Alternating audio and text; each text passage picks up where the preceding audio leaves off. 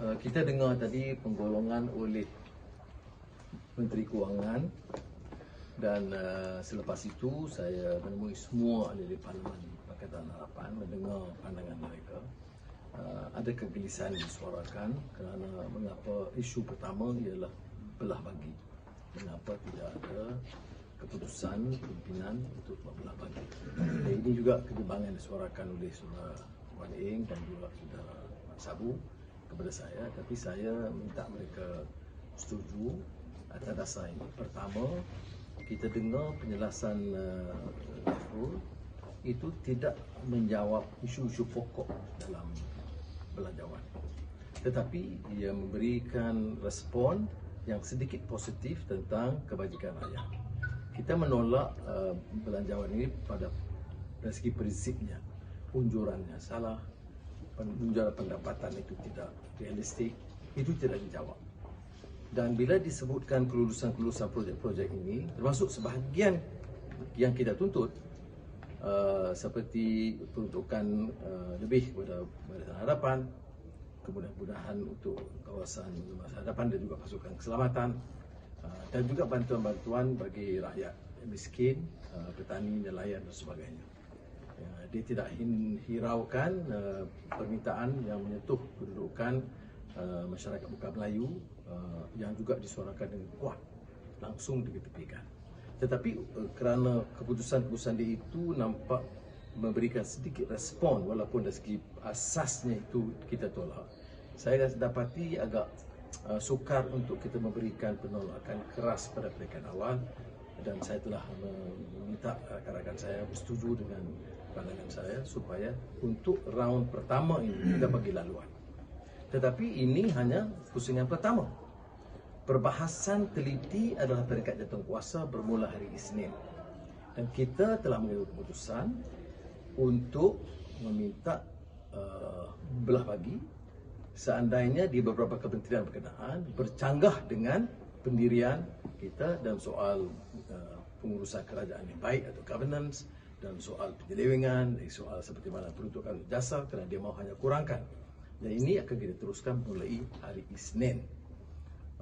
Pertimbangan kita adalah untuk memastikan projek pro rakyat di petani, nelayan, pekebun kecil, pekerja, penganggur, pekerja kilang itu ditingkatkan dan sebahagiannya diambil kira, tapi tidak menyentuh soal seperti yang disebut soal yang lebih asasi. Begitu juga tentang KWSP yang boleh berikan respon walaupun agak longgar kerana nampak menyentuh lebih menyeluruh, termasuk kelompok yang lebih kaya.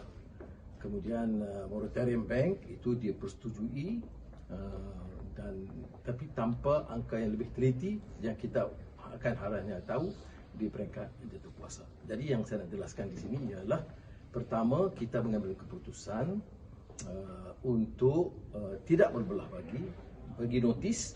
Kita tidak mahu ganggu peringkat awal kerana beberapa kemudahan diberikan, dan untuk memberi gambaran bahawa gaji, emolumen, allowance Barisan Harapan itu tidak terganggu. Kerana ada persepsi yang agak kurang tepat di kalangan rakyat, kalau kita tolak mutlak, ia akan menyebabkan terjejas gaji penjawat awam, allowance Barisan Harapan dan kemudahan-kemudahan lain, bantuan-bantuan rakyat dan sebagainya. Jadi sekurang-kurangnya kita selesai bab itu. Minggu depan kita akan bertarung dengan lebih sengit kerana kita akan mendengar perincian. Tengku Zafrul gagal memberikan penjelasan bahawa dia umum, tetapi dari segi angka menyeluruh Belanjawan tidak disentuh, seolah-olah tidak ada kesan. Ini tidak benar. Menteri Kewangan harus memberikan penjelasan kerana unjuran perbelanjaan itu tentulah tersasar. Ini pandangan kita.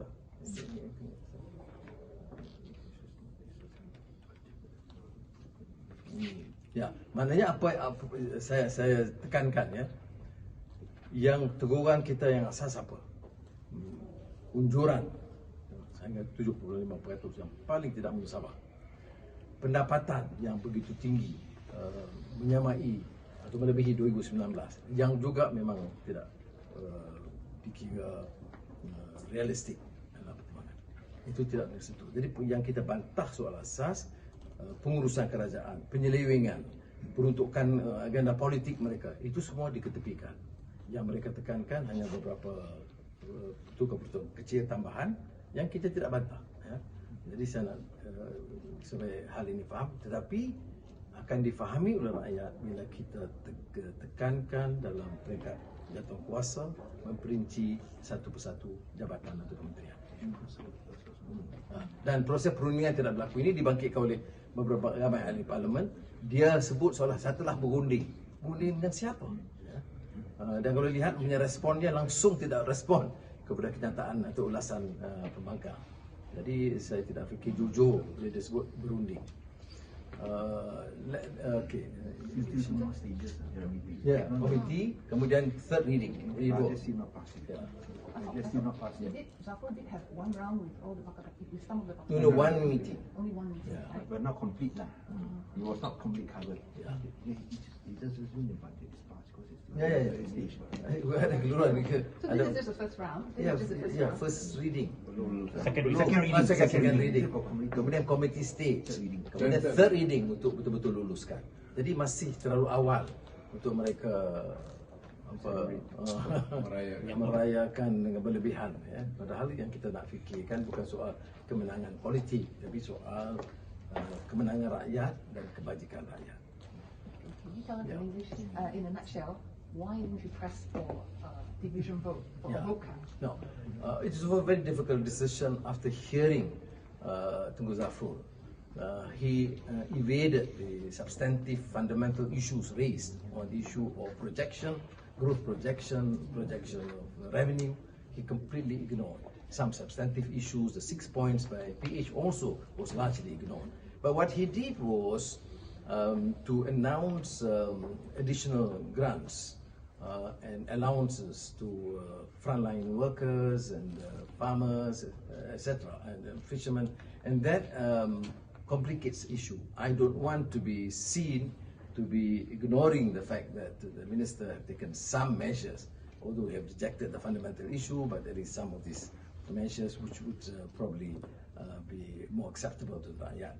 So although my colleagues, Saudara Kuala Saudara Sabu, strong views on this, I appeal to them. I say, look, as opposition leader, given the task, and I think for now we should allow it to go on without stating our concern as saying tidak sokong, tetapi but to avoid this belah bagi, so that we can still continue. There's no guarantee that we're going to approve, because on Monday it will be committee stage where it will be further deliberated and debated at greater length. We will certainly choose to reject and call for division when it's deemed necessary. That is certainly our decision, and I met the entire PH 91 MPs just now, and that's certainly the feeling and the consensus that we should pursue. But that's a committee stage. But whether we could approve or not will be the final third reading, and there's nothing that being indicated by us that we are not pursuing the agenda. So the reason is not because out of respect for the national powers that you did not. No, it's not because out of respect. The palace made some indications to that regard, but then the palace also talks about inclusivity, which did not happen. The palace talks about, of course, a budget that could deal with the issue of COVID-19, which, our view, is completely or largely ignored, because the budget cannot be called a COVID-19 budget in terms of the allocation passed, and the fact that many other development expenditure, etc., was raised by many of our MPs. But we do, of course, take cognizance of the views, but it does not necessarily run contrary to the spirit of the message by the King. So you took note of the improvement. You took note of the improvement, and you said that you allowed to go to the committee stage, and come the third reading, how are you going to vote depending whether they fine-tune it and improve it further, right? You haven't decided how you... Yeah, they have improved, but there are no figures, nothing be stated. I mean, They have to itemize it lah. Yeah, we have been all ex-ministers of finance. You want to go and for the response like today, the minister will be expected to at least clear this and tabulate and enumerate further the numbers, where it's going to be from, whether it's going to be increased. You just say no, nothing, no increase, nothing. How do you say no increase when you spend millions in every possible? Because many people will be thinking that, are you guys conceding because you don't have the numbers? That's why you didn't press for it, because it wouldn't have made any difference. No, it will make a difference. Whether you have numbers or not will be seen at the committee and at the final stage. This is just the first reading. I mean, it's like a second reading, which we did state our position, but avoided this division because there will be this committee stage debate and then further deliberations on Monday. Okay? Yeah, sorry, Dr. Sheikh. I mean, even during the committee stage, right, you all tried many times, many of you tried many times to bring up a lot of issues to be debated, but over and again, the speakers actually like shut you all up and said that, you know, your time limit is up. And I'm sure for the committee stage, the time limit is going to be set as well, and it's going to shorten the votes. It's going to shorten the time to debate it. And usually, committee stage debates are shorter than the policy stage debates. I think it's a public view how the speaker reacted and responded. I mean, blatantly biased, didn't give opportunity. Even at the time when Tengku Zafar was prepared to answer, he said, "Can you summarize? Can you sum up? Can you sum up?" It's not the duty of the speaker to stop this, especially when you actually limit the debate at the committees and the general debate at the first policy stage in the first few weeks. So I think totally unacceptable. I mean, to me, it's rather unfortunate that the speaker continued to behave this manner. You should allow for some debate. He said, no, because it depends on the minister whether you should allow for a response. Fair. But even when people were, I mean, he was giving the avenue, he kept on repeating the need to summarize and limit the time. There's absolutely no reason why you should limit the time when the decision was already made that the debate can continue. So, given that, don't you think it's going to repeat itself now? That is inviting problems from our MPs. I don't think we will take it hands down. I want to give notice that we're not taking hands down. I want to alert the speaker, please use your responsibility and your power and ensure that there is adequate avenue for MPs to express their views. So, but Dr. Sheikh, if they continue to push it how they tried to push it through the committee stage, would you eventually, after that, when the voting comes down to it, would you all actually do block voting? Yes. The decision is for, of course, a substantive thing. There's certain things we support, of course. Yeah, we're not going to oppose. For example, if it is a decision to help the frontliners or additional funds for COVID-19, but for some other issues, I mean, the most popular, so-called Dasar, what he did was just to reduce. We will reduce.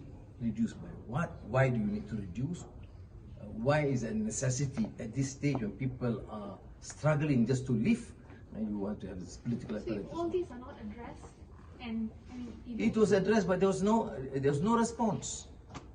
You know, even a very fundamental economic issue of projection, growth projection, and revenue projection was not addressed. He just summarily dismissed. So no detail, we come to vote. Yeah, that's from the committee stage. December 15th is the date, right? December 15th. Yeah, that's a final date. So basically, you're saying on December 15th. No. You before the 15th. because you got every ministry Every will go Something on. Monday every day. I think the 15th, right? From Monday. It'll be another ball game, different ball game. Another challenge for Muhyiddin's government. Okay, But in the long term,